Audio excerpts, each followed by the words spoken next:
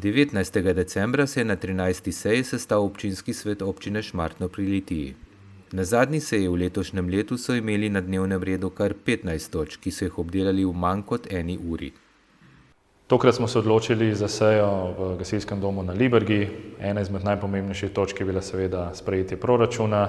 Odhodkovna stran se je malenkost povišala, glede na usklajevanje projektov, ki še niso bili umeščeni, in dodatna odhodkovna stran seveda na račun višanja povprečnine.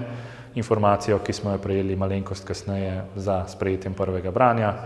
Torej, glavna odhodkovna stran je visoka 15 milijonov evrov. Seveda je to zelo ambiciozen proračun in po eni strani z vznemirjenjem čakamo novo leto, kajti veselimo se seveda projektov, ki so umeščeni, bo pa seveda takšen proračun izjemno težko v enem letu uresničiti, smo pa optimistični in ambiciozni, da nam bo to vsaj v veliki večini uspelo. Ena izmed pomembnejših točk dnevnega reda pa je bila tudi dogovor o sofinanciranju izgradnje satelitskega urgentnega centra in nadzidavi prizidka v zdravstvenem domu Litija.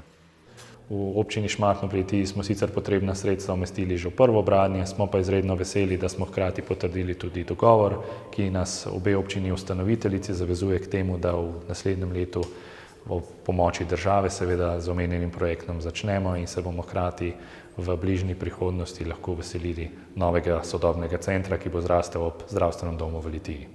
Hkrati bi izkoristil trenutek, da vam vsem občankam in občanom zaželim lepe praznike v novem letu, pa predvsem miru in zdravja. Srečno!